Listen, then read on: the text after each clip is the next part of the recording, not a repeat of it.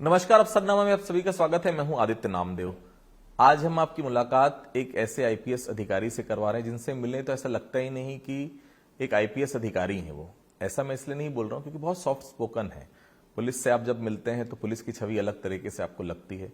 Navodaya school के student वो रहे, गाने के भी शौकीन हैं, स्पोर्ट्स भी बहुत अच्छा खेलते हैं और सबसे बड़ी बात है कि उनका ये मानना है कि बहुत ज्यादा कड़ाई नहीं कर पाते वो किसी से, लेकिन उसके बाद भी जो लोग उनसे मिलते हैं हमेशा उनको याद रखते हैं, क्योंकि पुलिस और एक आम जनता का जो संबंध होता है वो डंडे का नहीं होता, वो प्यार का होता है, एक दूसरे से बातचीत का होता है। तो बातचीत से भी हल निकलता है।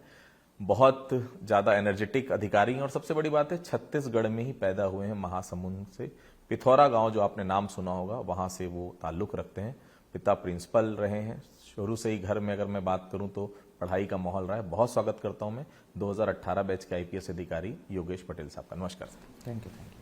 थोड़ा सा टाइम मशीन की तरफ पीछे लिए चलता हूं सर आपको। पिथौरा गांव सर, जहां आपका जन्म हुआ था। मेरा जन्म पिथौरा महासमुंद जिले में हुआ था। शुरू से ही मेरी जो पढ़ाई हुई थी वो ग्रामीण परिवेश में ही हुई थी। क्लास 1 से लेकर 5 तक मैंने पिथौरा और जो आसपास के गांव है जैसे रायतुम है वहाँ पे मैंने पढ़ाई की। उसके पश्चात मैंने क्लास 6 से लेकर 12th तक की पढ़ाई नवोदय विद्यालय से की थी। नवोदय विद्यालय एक रेसिडेंशियल स्कूल होता है, तो मतलब मैं क्लास 6 से ही अपने घर से अलग रहने लग गया था। तो एक जो नवोदय का एक एटमॉस्फेयर होता है वो अलग होता है as compare to other school देखें। तो इस प्रकार से मैंने अपनी जो स्कूलिंग है वो किया था। मेरे पापा प्रिंसिपल हैं, मेरी माँ गृहिणी है, होम मेकर हैं। तो इस प्रकार से पढ़ाई का माहौल है हमारे घर में शुरू से ही। मेरे और मेरे भाई दोनों पढ़ाई में अच्छे रहे हैं और इस प्रकार से जो हमारी जो स्टार्टिंग जर्नी हुई थी जो मेरी लाइफ की, वो एक तरह से विलेज से ही हुई थी और विलेज से ही मैं आगे बढ़ते बढ़ते अभी आईपीएस में मैंने ज्वाइन किया। सर, छत्तीसगढ़ में ही आप पैदा हुए हैं। छत्तीसगढ़ के बच्चे बहुत ज्यादा खुले विचारों के नहीं होते, क्योंकि लोग बहुत शर्माते हैं, शाय नेचर के होते हैं।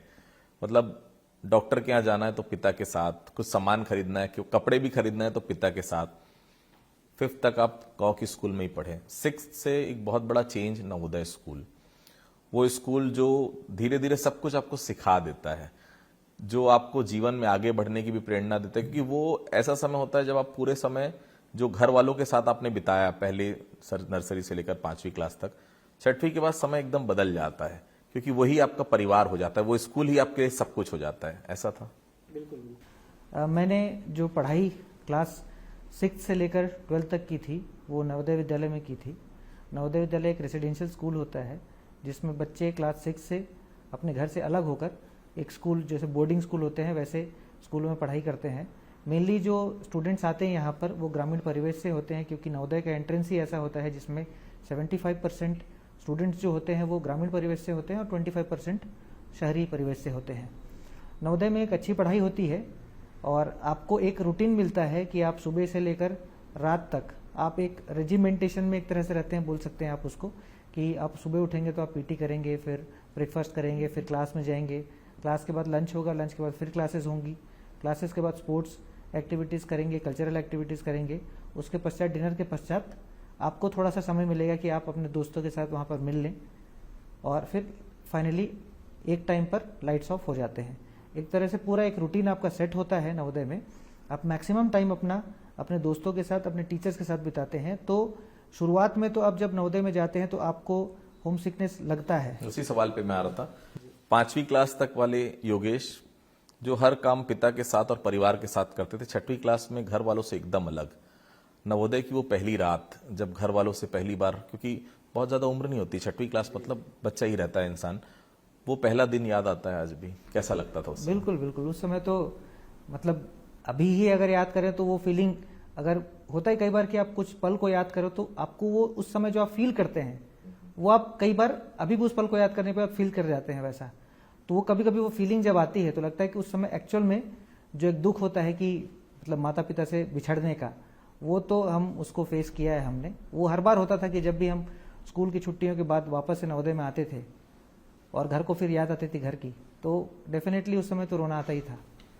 लेकिन सर ये बहुत जल्दी बदलाव हो जाता है। फिर नवोदय में जब रहने की आदत हो जाती है तो शायद जब हम घर पहुंचते होंगे तो हमको ऐसा लगता हो कब वापस नवोदय आ जाए, ऐसा भी होता है। बिल्कुल बिल्कुल ऐसा होता है, बिल्कुल ऐसा होता है कि आप जब घर आते हैं, घर में कुछ दिन रहने के बाद आपको लगता है कि वापस से नवोदय जाया जाए, दोस्तों के बीच फिर से वापस जाया जाए।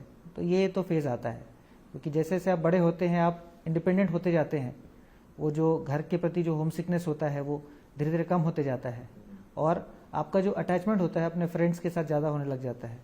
तो एक फीलिंग आती है वो, बिल्कुल। मैंने सुना है कि पढ़ाई में कभी डिस्ट्रैक्ट नहीं हुए आप, डिस्ट्रैक्ट हुए नहीं कि होने का मौका नहीं मिला, क्या हुआ था सर? ऐसा सुना मैंने आपके बारे में। ये मतलब मैं खुद ही बोलता हूँ, मेरे फ्रेंड्स मेरे को बोलते थे कि तुम इसलिए आगे बढ़ गए क्योंकि तुम डिस्ट्रैक्ट नहीं हुए, ये लोग बताते हैं ऐसा, और मुझे भी लगता है ये चीज़। तो डिस्ट्रैक्ट होने का मौका नहीं मिला, ये अब मैं इसको नहीं बोलूँगा, मौके मिले होंगे डेफिनेटली, लेकिन ये कोई था कि पसंद नहीं आई उस दौरान की, कोई पसंद आकर पसंद नहीं आई सर, क्या कारण था? पसंद आई भी होगी तो मुझे लगा कि अब अभी टाइम नहीं है डिस्ट्रैक्ट होने का, it is not worth distracting, ऐसे टाइप का लगा होगा मुझे, या फिर मतलब फिर मैंने अपने आप को रोक लिया होगा उस समय। 9th से फिर आपने सर मैथ्स बैकग्राउंड चुना। निश्चित तौर पर मैथ्स बैकग्राउंड कोई भी बच्चा जब चुनता है, पीसीएम जिसे हम कहते हैं, फिजिक्स केमिस्ट्री मैथ्स, तो ध्येय यही रहता है कि हमको इंजीनियरिंग बैकग्राउंड में जाना है। यही सोचकर आपने 9th में मैथ्स लिया था? बिल्कुल जी। मेरा मैथ्स में जाने का यही था कि मैं बड़ा होकर इंजीनियर बनना चाहता हूँ, और इंजीनियरिंग का फील्ड मैंने डिसाइड नहीं किया था कि क्या बनेंगे उस समय। उस समय तो जब जो काउंसलिंग होता है उस टाइम पे जैसे आपकी रैंक होती है उसके हिसाब से आपको ब्रांच अलॉट होते हैं, तो वो तो मुझे इंजीनियरिंग का ब्रांच एक तरह से मेरे रैंक के हिसाब से मिला, लेकिन मेरा ये डिसाइडेड था जैसे ही मैंने मैथ्स लिया था तो मैं इंजीनियर बनना चाहता हूँ, ये डिसाइडेड था। ये IEEE का एग्जाम कठिन एग्जाम माना जाता है सर, उसको क्लियर किया आपने, सिविल इंजीनियर बने आप। NIT छत्तीसगढ़ का बहुत रेपुटेटेड कॉलेज माना जाता है, GC था, बाद में NIT हुआ, उसकी कुछ यादें जो आप शेयर करना चाहें? NIT रायपुर एक तरह से मैं छत्तीसगढ़ का ही हूँ, तो पहले तो मुझे एक था कि छत्तीसगढ़ से बाहर पढ़ना है। मैं आपको फ्रैंकली बताऊँ तो जब स्कूल के टाइम पे होता है कि जब हम तैयारी करते हैं किसी भी कॉम्पिटिटिव एग्जाम्स की, तो उसमें होता है कि सबसे अच्छे कॉलेज में आप पढ़ें। तो सबसे पहले आप इंजीनियर जैसे ही बनने का सोचते हैं तो आपको इंजीनियरिंग के लिए बेस्ट जो कॉलेज है वो IIT है, तो आप IIT की तैयारी करना शुरू करते हैं। ठीक है, फिर तैयारी करते करते ये होता है कि आपको जैसे रैंक आती है उस हिसाब से आपको कॉलेज मिलता है। तो मुझे NIT मिला, NIT अच्छा कॉलेज था, उस बीच में मेरी अच्छी पढ़ाई भी हुई, टीचर्स भी अच्छे थे, अच्छे फ्रेंड्स बने वहाँ पे। और क्योंकि मैं छत्तीसगढ़ का ही हूँ, बाहर का नहीं हूँ, रायपुर मेरे लिए फेमिलियर सिटी था पहले से ही, तो रायपुर में भी कोई ऐसी परेशानी नहीं हुई मुझे। अच्छे फ्रेंड्स मिले थे, बहुत सारे स्कूल के जो मेरे फ्रेंड्स थे वो भी NIT में आ गए थे, तो एक तरह से मेरे स्कूल के फ्रेंड्स के बीच मेरा एक अच्छा टाइम बीता था। तो ओवरऑल मेरा अच्छा एक्सपीरियंस रहा NIT का, काफ़ी कुछ सीखने को मिला, और जो हूँ मैं आज की डेट में उसमें NIT का बहुत ज़्यादा कंट्रीब्यूशन है। 12th के बाद सर मुझे भी एक एरोनॉटिकल इंजीनियरिंग कॉलेज था लखनऊ, वहाँ पढ़ने का मौका मिला सर। लेकिन शुरू में रैगिंग का मैं ज़रूर जिक्र करूँगा। मुझे ऐसा लगता था कि क्या हो रहा है मेरे साथ, लेकिन बाद में मुझे ऐसा लगा कि शायद वो पल मेरे जीवन में नहीं होता तो मैं आज यहाँ नहीं होता। सीनियर्स का उतना प्यार बाद में ज़रूर मिलता है। उस समय 90 में आपका बर्थ है शायद, जितना मुझे ध्यान है। कभी रैगिंग का ऐसा मौका मिला था हॉस्टल में? क्योंकि कॉलेज तो NIT इस नाम से बहुत जाना जाता था, 2 ही कॉलेज जाने जाते थे, एक तो NIT और दूसरा मेडिकल कॉलेज रायपुर। जब मैं कॉलेज में एंट्री किया था उसके कुछ साल पहले कुछ घटनाएं ऐसी हुई थी जिसके बाद सुप्रीम कोर्ट का गाइडलाइन आया था कि कॉलेज में एंटी रैगिंग सेल होनी चाहिए, जिसके वजह से रैगिंग के ऊपर काफ़ी रोक लगाई गई थी। तो इसी के फलस्वरूप जो रैगिंग आप जानते हैं, जितनी NIT में रैगिंग होती थी, जितना मेडिकल कॉलेज में रैगिंग होता था, वो डेफिनेटली उस सुप्रीम कोर्ट जजमेंट के बाद वो रैगिंग काफ़ी कम हो गई थी। तो मुझे जो आपने फेस किया होगा रैगिंग, वो प्रॉबेबली हो सकता है मैंने वो फेस नहीं किया होगा। कम, लेकिन कुछ तो किया होगा सर। कुछ तो किए थे, जैसे इंट्रोडक्शन होता था, इंट्रो के नाम पे बच्चों को बुलाते थे, वो अपना इंट्रोडक्शन देते थे वो, और इंट्रोडक्शन के भी अलग अलग तरीके होते हैं, आप जान ही रहे होंगे उसको। तो उन सभी तरीकों से हमको भी उन तरीकों को हमको सिखाया गया था, लेकिन वैसी रैगिंग नहीं थी जैसा लोग जिसके नाम पे कांपते हैं या फिर जिसके नाम पे डरते हैं, वैसी रैगिंग हम लोग की नहीं हुई थी, फ्रैंकली आपको बताएं तो। NIT पढ़ जब आप रहे होंगे सर, निश्चित तौर पर उसके बाद अच्छी जॉब भी, क्योंकि कैंपस बहुत अच्छा मिलता था। कहाँ कैंपस उसके बाद अब? मेरी NIT में पढ़ाई के बाद मैंने सिविल इंजीनियरिंग, मैंने जो NIT में बीटेक किया था उस पर मेरी कैंपस प्लेसमेंट हुई थी। कोल इंडिया लिमिटेड एक सेंट्रल गवर्नमेंट की महारत्न कंपनी है, उसमें मैं as a civil engineer join किया था। मेरी पोस्टिंग 2012 से लेकर 18 तक सिंगरौली एमपी में रही थी, जिसमें मैं एज ए सिविल इंजीनियर मैंने काम किया था। और एज ए सिविल इंजीनियर मैंने कोल इंडिया में काम किया, वहाँ काफ़ी कुछ सीखने को भी मिला मुझे। सर वो तो जॉब बहुत अच्छी थी, हो सकता है आगे और अच्छा प्रमोशन मिलते मिलते आप कहीं और होते। वहां अचानक ये कैसे याद आ गया, अब हो गया यार बहुत सिविल इंजीनियर एक पर्टिकुलर एक सेक्टर तक ही मैं सीमित हूं, लेकिन अगर मैं आईपीएस बन जाता हूं, आईएएस बन जाता हूं तो मेरा निश्चित तौर पर दायरा भी बढ़ जाएगा, लोगों से जो 1-to-1 इंटरेक्शन है वो भी बढ़ जाएगा। वहीं रहते रहते प्लान हुआ यूपीएससी फाइट करने का? यूपीएससी फाइट करने का जो विचार था वो तो मैंने कॉलेज टाइम पे मैंने ये डिसाइड किया था कि मैं यूपीएससी करना चाहता हूँ। उस समय कॉलेज के टाइम पे आप काफ़ी कुछ डिसाइड करते हैं कि आप एमबीए लाइन पे जाना चाहते हैं, यूपीएससी करना चाहते हैं, कि आप पोस्ट ग्रेजुएशन अपनी फील्ड पे पोस्ट ग्रेजुएशन करके रिसर्च फील्ड में जाना चाहते हैं। ये सारे ऑप्शंस होते हैं। तो इन सभी ऑप्शंस में मैंने ये कॉन्शियस डिसीजन लिया था कि आगे मेरा जो तैयारी होगा वो यूपीएससी के लिए होगा। और ये तैयारी मैंने जो एक कॉन्शियस एफर्ट होता है वो मैंने जॉब में ही स्टार्ट किया था, कोल इंडिया में रहते हुए। 2014 में मैंने फर्स्ट अटेम्प्ट दिया था, उससे पहले मैंने तैयारी स्टार्ट की थी। और ये इसलिए मैंने ऐसा किया क्योंकि जैसे आपने बताया कि आईएएस आईपीएस में अगर आप आते हैं और बाकी सारे जो सिविल सर्विसेज के जो आपको जॉब पोस्ट मिलती है उसमें आपको एक बड़ा दायरा मिलता है काम करने का, एक अच्छी डिसीजन मेकिंग अथॉरिटी मिलती है कम एज से। आप शुरुआत से ही समाज में कुछ चेंज ला सकते हैं अपने निर्णय से, अपने एक्शन से। तो इन्हीं सब चीज़ों से मैं कोल इंडिया को छोड़कर, अपने इंजीनियरिंग फील्ड को छोड़कर सिविल सर्विसेज की ओर आने के लिए मैंने डिसाइड किया। सर यूपीएससी की तैयारी बहुत कठिन मानी जाती है। मैं थोड़ा सा पीछे लिए चलता हूँ। हिंदी मीडियम से आपने पढ़ा, निश्चित तौर पर नवोदय स्कूल भी रहा, उसके पहले आप गांव में आपकी स्कूलिंग हुई। एक हिंदी मीडियम के बच्चे के लिए यूपीएससी फाइट करना बहुत मुश्किल होता है सर, क्योंकि लैंग्वेज प्रॉब्लम तो है ही। दूसरी बात, आप हर समय ये मानते हैं कि आप बाकी स्टेट के बच्चों से थोड़ा से कमतर होते हैं, ये एक भावना होती है यहाँ के बच्चों में। तैयारी जब आप कर रहे थे तो आपको लगा कि यार कैसे होगा, क्या होगा, कुछ प्लान हुआ था उस समय से? देखिए, तैयारी के दौरान तो मुझे अपने ऊपर कॉन्फिडेंस था कि मैं कर लूँगा वो डेफिनेटली, क्योंकि मैंने उसी के बाद फिर जो अपनी इंजीनियरिंग की जॉब है उसको मैंने छोड़ने का फैसला किया कि देख सकते हैं कि मतलब अब मेरे को ये छोड़ के यूपीएससी करना है, ये मैंने डिसाइड किया था। तो मुझे एक तरह से अपने अंदर कॉन्फिडेंस तो था कि मैं कर सकता हूँ इसको। आपने पूछा हिंदी मीडियम के स्टूडेंट्स को जो परेशानी होती है, तो मैंने तो खैर इंग्लिश मीडियम अपना रखा था, लेकिन हिंदी मीडियम के स्टूडेंट्स के लिए थोड़ा समय ये मुझे फील होता है कि उनके लिए मटेरियल्स जो इंग्लिश मीडियम में हमको मटेरियल्स प्रोवाइड हो जाते हैं वो थोड़े से कम होते हैं उनको। लेकिन आज की डेट में बहुत सारे ऐसे इंस्टीट्यूशंस बन गए हैं, ऐसे कोचिंग इंस्टीट्यूशंस हैं और बहुत सारी संस्थाएं हैं जो इंग्लिश मीडियम में जो मटेरियल है उनको हिंदी में अनुवाद करके वो हिंदी मीडियम के स्टूडेंट्स को भी दे सकते हैं। तो इस प्रकार से मुझे लगता है कि मटेरियल्स की कोई कमी नहीं है।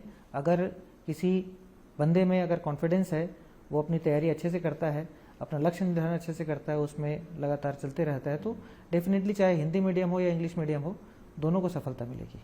14 में आपने पहली बार अटेम्प्ट लिया सर, प्री शायद क्लियर हुआ, 15-16 में भी प्री।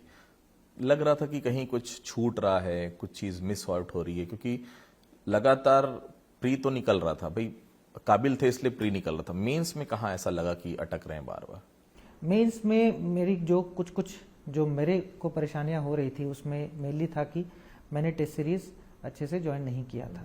टेस्ट सीरीज मतलब ये नहीं है कि मैं हर किसी को सजेस्ट करूं कि टेस्ट सीरीज ज्वाइन करें, एक सजेस्टिव मेजर है कि आप टेस्ट सीरीज ज्वाइन कर सकते हैं। उससे आपको मतलब राइटिंग प्रैक्टिस होती है, वो राइटिंग प्रैक्टिस नहीं हो पा रही थी मेरी, क्योंकि मैं जॉब में था, उसको एक डेडिकेटेड एफर्ट नहीं दे पा रहा था और मुझसे भी कुछ गलतियां हो रही थी जो मैंने धीरे धीरे जो जैसे से मैंने अपने अटेम्प्ट्स दिए, 14 में दिया, फिर 15 में दिया, 16 में दिया, फिर मुझे जो कमियां मेरे अंदर जो दिखाई दी कि मुझे कहाँ कहाँ इम्प्रूव करना है, उन सभी कमियों को मैंने इम्प्रूव किया। उसके बाद फिर फाइनली 17 के एग्जाम में मेरा सिलेक्शन हुआ। तो मेरी जो कमियां थी वो मेनली मुझे लगता है कि राइटिंग प्रैक्टिस जो मेरी नहीं हो पा रही थी उसकी वजह से मेरा सिलेक्शन नहीं हो रहा।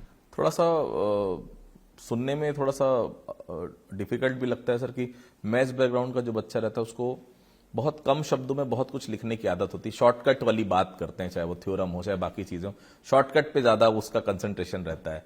ज्योग्राफी सब्जेक्ट आपने लिया, बड़े बड़े उत्तर लिखना, बड़े बड़े आंसर्स के लिए प्रैक्टिस करना, याद करना बहुत ज्यादा डिफिकल्टी आई थी शुरू में। और ज्योग्राफी लेने का क्या कारण था सर? देखिए, ज्योग्राफी लेना एक कॉन्शियस डिसीजन था मेरा, ऐसा नहीं कि मैंने किसी के बोलने पे ले लिया वो तो। और मेनली जो कारण था ज्योग्राफी लेने का वो था familiarity with the subject. Geography आप क्योंकि स्कूल से पढ़ते हैं, आपको ऐसा लगता है कि ज्योग्राफी को मैं पढ़ सकता हूँ, इस सब्जेक्ट को अगर मैं चूज करता हूँ तो इस पे मैं तैयारी कर सकता हूँ। ये जो फेमिलियरिटी थी उसकी वजह से मैंने ज्योग्राफी लिया था। और ज्योग्राफी एक साइंटिफिक सब्जेक्ट भी है, जैसे मेरा साइंस बैकग्राउंड रहा है, उसलिए आप साइंटिफिक सब्जेक्ट होने की वजह से, जैसे आपने बताया कि मैथ बैकग्राउंड है, आप शॉर्टकट में चीजें लिखते हैं। ज्योग्राफी में भी आप लंबे आंसर्स लिखते हैं लेकिन वो आंसर्स लॉजिकल होते हैं, तो एक तरह से लॉजिकल सब्जेक्ट है, उसलिए मैंने फिर ज्योग्राफी लिया था। डेफिनेटली परेशानियां तो आई ज्योग्राफी में, क्योंकि बहुत बड़ा सब्जेक्ट है, वास्ट सब्जेक्ट है, काफ़ी सारे स्टूडेंट्स इसमें अपीयर होते हैं और कई बार ऐसा फील किया गया है कि ज्योग्राफी को कम मार्क्स मिले हैं, लेकिन वो तो हर किसी सब्जेक्ट को कभी अच्छे मार्क्स मिलते हैं, कभी कम मार्क्स मिलते हैं, वो प्रिपरेशन के ऊपर डिपेंड करता है। लेकिन ज्योग्राफी एज अ सब्जेक्ट मैं बताऊं तो अच्छा सब्जेक्ट है आपको, लेकिन मेहनत काफ़ी करनी लेकिन पड़ती है सर इसमें। ज्योग्राफी जैसा कि 5, 6, 7, 8 तक हम पढ़ते हैं सर, वो पढ़ना उस समय बहुत छोटा दायरा रहता है सर ज्योग्राफी का। लेकिन जब आप यूपीएससी फाइट करें, निश्चित तौर पर वो कम से कम आपको पीजी लेवल की पढ़ाई उसमें करनी पड़ती है। मतलब आपको अगले 6 महीने में, 8 महीने में वो पूरा 2 साल 3 साल का कोर्स कवर करना है, ये तो डिफिकल्ट होता होगा सर। डेफिनेटली जैसा मैंने सब्जेक्ट को स्टडी किया जितना, और लोगों से भी जो मुझे फीडबैक मिला उनसे, तो यही है कि ज्योग्राफी एक वास्ट सब्जेक्ट है, काफ़ी कुछ आपको काफ़ी कम समय में पढ़ना पड़ता है और काफ़ी बार आपको रिवाइज करना पड़ता है, क्योंकि ज्योग्राफी में नेम्स, प्लेसेस, जो थियरीज होते हैं वो बहुत सारे होती हैं, आपको बहुत सारी चीज़ें दिमाग में रखनी पड़ती हैं। ऐसा सब्जेक्ट नहीं है कि आप उसको एक बार पढ़े और आपको वो याद रहेंगी, आपको बार बार उसको रिपीट करना पड़ेगा। तो डिफिकल्ट सब्जेक्ट है इन टर्म्स ऑफ प्रिपरेशन, लेकिन आसान सब्जेक्ट है इन टर्म्स ऑफ फेमिलियरिटी, अब बोलना चाहें तो। यूपीएससी जब फाइट कर रहे हैं सर, कोई भी स्टूडेंट जो छत्तीसगढ़ का फाइट करता हो, उसके लिए क्या कहना चाहेंगे? सब्जेक्ट चूज करते समय क्या कुछ सोचना चाहिए, क्या कुछ सावधानी बरतनी चाहिए? सब्जेक्ट चूज करना एक बहुत ही इंपॉर्टेंट, मतलब आपको बोलना चाहिए कि डिसीजन है आपका। आप अगर सब्जेक्ट ऐसा चूज करते हैं कि लोगों के बोलने पे आ गए कि इस साल ये सब्जेक्ट अच्छा परफॉर्म किया है तो आप उसको ले लें, किसी साल कुछ अच्छा परफॉर्म किया तो आप उसको ले लें, वो चीज़ आपको सबसे पहले ये डिसाइड करना है कि आप लोग जो बोल रहे हैं उन्हीं के बेसिस पे आप अपना सब्जेक्ट डिसाइड ना करें। आप खुद को एक बार देखें कि आप किस सब्जेक्ट में अच्छा कर सकते हैं। कई बार लगता है कि जैसा लोगों का कई बार बिलीफ होता है कि आप इंजीनियरिंग किया है आपने, बट आप इंजीनियरिंग सब्जेक्ट लेंगे तो आपका सिलेक्शन नहीं होगा। ये एक गलत धारणा है। आपको अगर लगता है कि आप इंजीनियरिंग में अच्छे हैं, आप उसको पढ़ के यूपीएससी क्लियर करने में कॉन्फिडेंट हैं, तो आप केवल उस सब्जेक्ट को लीजिए जिसमें आप कॉन्फिडेंट हैं। मेरा तो यही बोलना होगा। अगर आपको लग रहा है कि आपका प्रेजेंट सब्जेक्ट, जो प्रेजेंट ग्रेजुएशन आपका अच्छा नहीं है, तो डेफिनेटली आप उसको छोड़कर नया सब्जेक्ट ले सकते हैं। आज भी सर ये कहा जाता है कि आपको जनरल नॉलेज में बहुत स्मार्ट होना पड़ता है, हर चीज उसी से जुड़ी हुई है। आज के यूथ का मुझे ऐसा लगता है कि 70 से 80% समय जो है वो मोबाइल में, वो डिस्ट्रैक्शन की जो बात है वो डिस्ट्रैक्ट होते हैं। अखबार आज भी बहुत महत्वपूर्ण माना जाता है, अखबार हो गए, मैगजीन हो गई, ये सब पढ़ना। कम से कम आप डे टू डे एक्टिविटीज में जानते हैं, चीजों को समझते हैं, और सबसे बड़ी बात, बहुत सारी चीजों को आप सीखते हैं जो आपको एग्जाम में काम आता है। कुछ सजेस्ट करेंगे अखबार पढ़ना यूथ के लिए, या कुछ इस प्रकार की चीजें जो उनका सामान्य ज्ञान, जनरल नॉलेज बढ़ा पाए? डेफिनेटली आज के यूथ के पास जो इंफॉर्मेशन है, मुझे लगता है कि वो it is much greater than जो पुराने लोग रहे होंगे उनसे, बिकॉज उनके पास मीडियम बहुत सारे हैं। मोबाइल के थ्रू वो बहुत सारी चीजें देख सकते हैं। बहुत सारे, आज तो ऐसा हो गया है कि आपको अगर न्यूज़ देखना है तो आपको न्यूज़ वो 100 वर्ड्स में दे देगा, आपको न्यूज़ का पूरा सार दे देगा। कई बार लगता है कि आपको न्यूज़पेपर पढ़ने की ज़रूरत क्यों है, लेकिन फाइनली आप अगर देखें इसको कि आपको न्यूज़ को एनालिसिस करना है तो आपको न्यूज़पेपर पढ़ना पड़ेगा।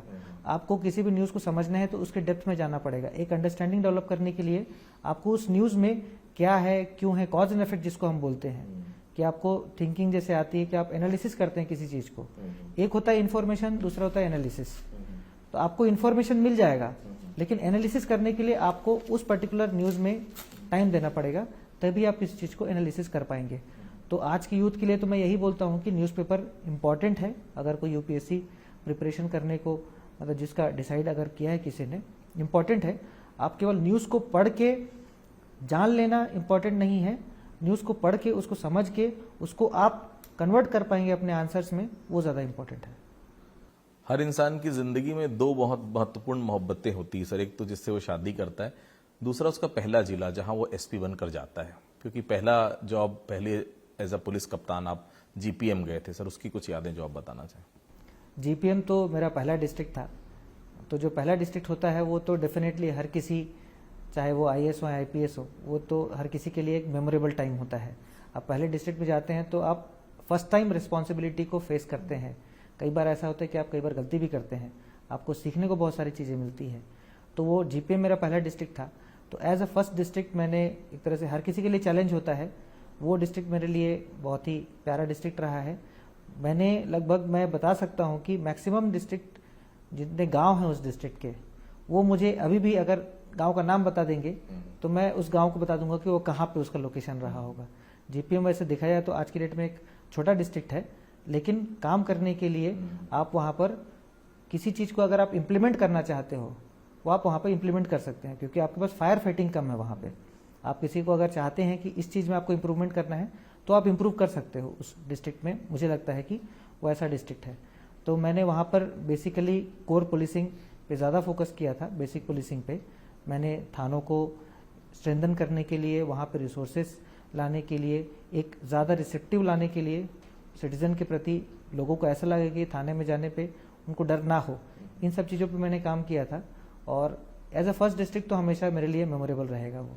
सरगुजा भी बहुत अलग तरह का जिला है सर, आदिवासी बाहुल एरिया भी है, जंगल भी हैं, शहरी इलाका भी अंबिकापुर है, बहुत अलग अलग तरीके से जगह है काम करने। किस तरह से सरगुजा में, क्योंकि मैंने सुना काफी साइबर के अच्छे अच्छे मामले क्रैक किए गए, बड़े गैंग्स भी यहाँ पर पकड़े गए, और जो आपने कहा कि सबसे महत्वपूर्ण ध्येय आपका जब से आप जॉब में आए, बेसिक पुलिसिंग के ऊपर ज्यादा ध्यान दिया आपने। जी जी, सरगुजा डेफिनेटली बहुत डिफरेंट है जीपीएम से।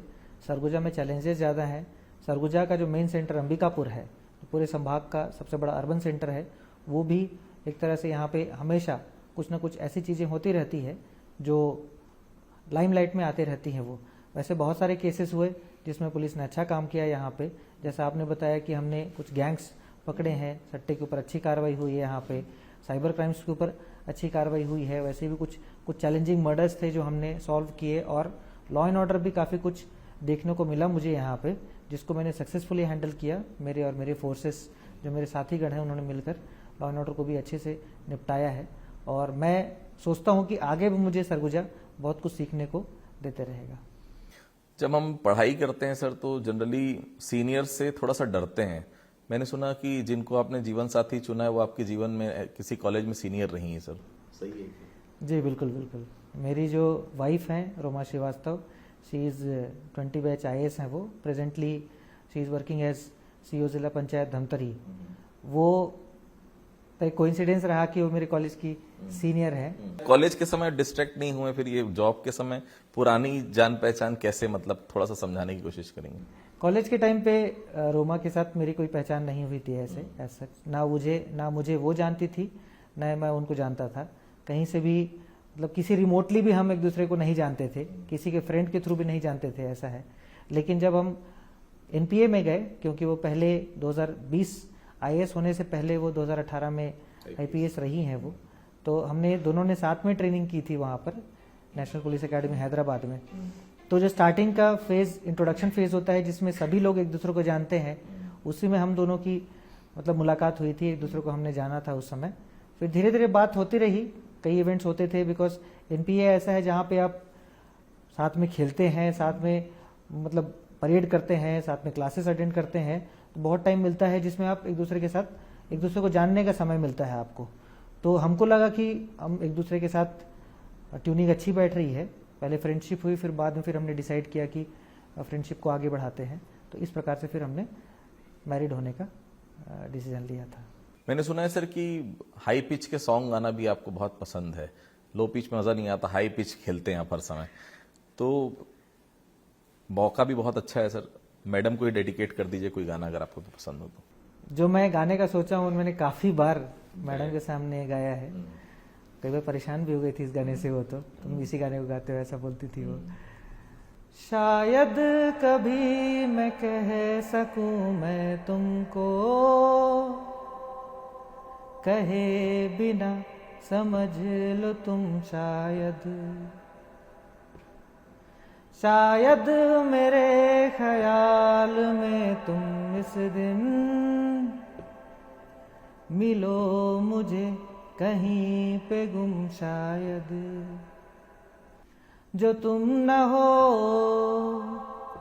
रहेंगे हम नहीं, जो तुम न हो रहेंगे हम नहीं, न चाहिए कुछ तुमसे ज्यादा तुमसे कम नहीं। Thank you. बहुत शानदार सर।